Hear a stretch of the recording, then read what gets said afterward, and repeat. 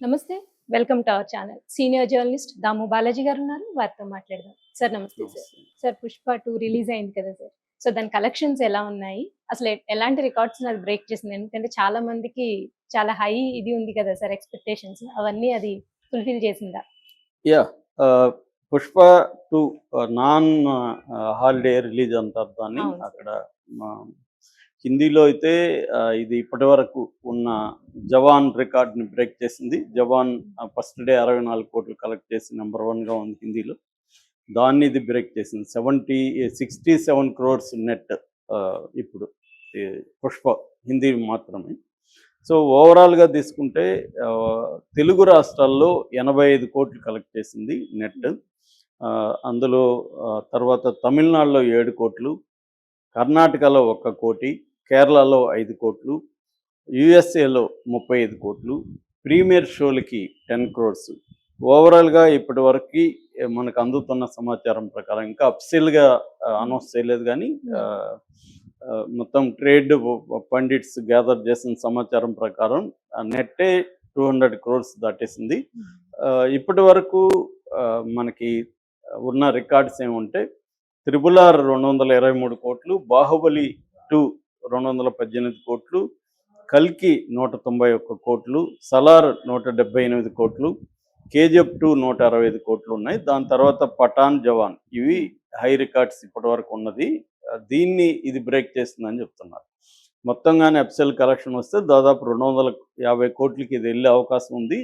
So ఇది 'త్రిబుల్-ఆర్'ని, 'బాహుబలిని' కూడా దాటేసి నంబర్ 1 పొజిషన్లోకి వెళ్తుంది. ఈరోజు ఈవినింగ్ లోపల మనకి డేటా వస్తుంది, పక్కా డేటా. ఇప్పుడున్న ప్రిడిక్షన్ ప్రకారం 250 కోట్ల వరకు ఇది ఫస్ట్ డే కలెక్షన్ అనేది ఇప్పటికైతే మనకి ఆల్రెడీ గెస్ట్ చేసిన దాని ప్రకారం 200 కోట్లు దాటేసింది. 250 వరకు కూడా ఇది వెళ్తుంది అనేది చెప్తున్నారు.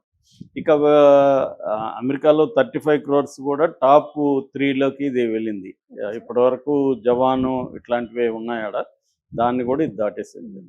అట్లాగే నేపాల్లో విపరీతంగా నిన్న థియేటర్ క్రౌడ్స్ అని చెప్తున్నారు.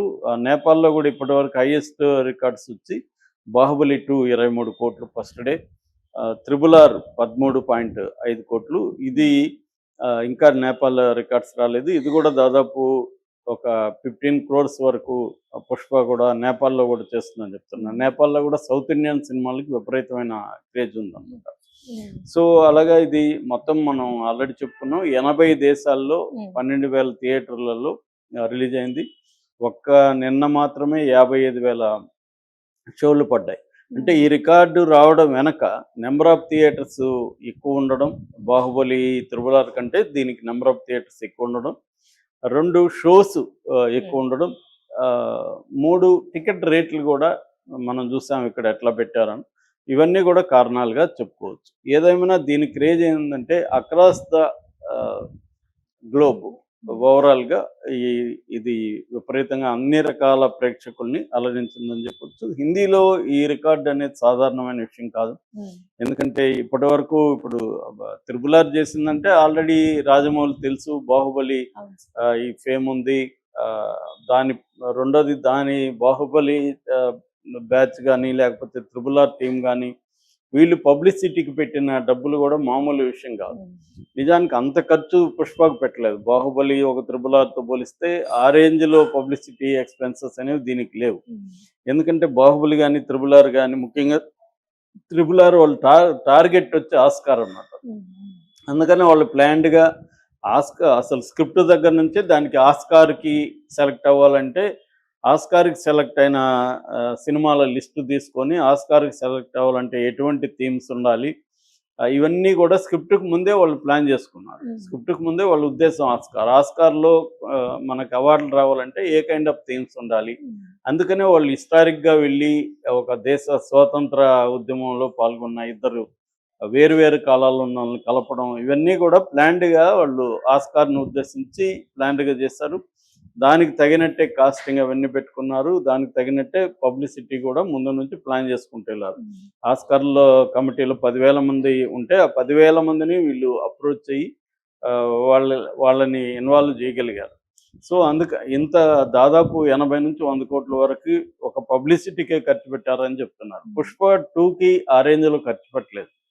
పుష్ప 1తో పోలిస్తే దీన్ని బాగా పెట్టారు కానీ బాహుబలి త్రిబుల్-ఆర్తో పోలిస్తే అంత పెట్టకపోయినా కూడా ఇదేంటంటే ఒక రకంగా మౌత్ టాక్ వెళ్ళింది. అందుకనే రాజమౌళి కూడా పుష్ప 2కి పబ్లిసిటీ అక్కర్లేదు, పబ్లిసిటీకే ఇది కావాలని ఎందుకు చెప్పాడంటే వీళ్ళు పబ్లిసిటీ చేయకుండానే దీనికి మౌత్ టాక్తో వెళ్ళిపోయింది. అట్లాగే ట్రైలర్ కానీ వీళ్ళు రిలీజ్ చేసిన సాంగ్స్ కానీ ఇవన్నీ కూడా ప్రజల్లోకి బాగా వెళ్ళిపోయినాయి. ఎందుకంటే పుష్ప 1 పెద్ద హిట్ అయింది కాబట్టి ఆ సాంగ్స్ ముఖ్యంగా విపరీతంగా వేల లక్షల మంది రీల్స్ చేశారు ఏంది అక్రాస్ ఇండియా అనమాట.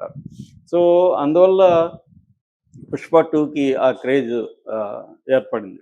రెండోది ఏంటంటే ఈ కైండ్ ఆఫ్ ఒక డౌన్ ట్రాడన్గా ఉన్న వ్యక్తి, ఒక మామూలు కూలీ, ఒక ఒక స్మగ్లింగ్ సామ్రాజ్య కింగ్గా మారే ఒక థీమ్ కూడా ముఖ్యంగా మాస్ అంటాం కదా శ్లోకాల్లో, మాస్ కావచ్చు, లంపెన్ ఇది కావచ్చు, కూలీలు ఇలాంటి వాళ్ళకి ఇది కనెక్ట్ అయింది.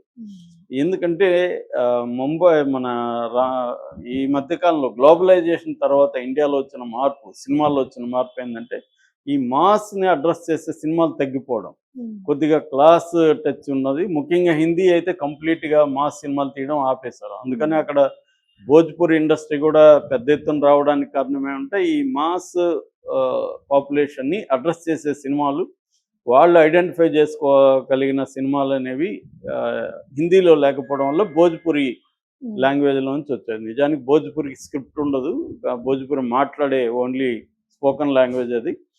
కానీ వరల్డ్ వైడ్గా వాళ్ళకు 20 కోట్ల పాపులేషన్ ఉంటారు. కేవలం భోజ్పూరి వాళ్ళే చూడలేదు, అది వరల్డ్ వైడ్గా హిందీ పాపులేషన్ కూడా దాన్ని చూశారనమాట. ఆ రకంగా ఇది మాస్ పాపులేషన్లోకి పుష్ప 2 కూడా వెళ్ళడం వల్లే ఇంత పెద్ద హిట్ అయింది. అందుకని మనకు పాట్నాలో పుష్ప 2 వాళ్ళు మీటింగ్ పెట్టినప్పుడు ఏ రేంజ్ హిట్ అయిందో మనం చూసాం.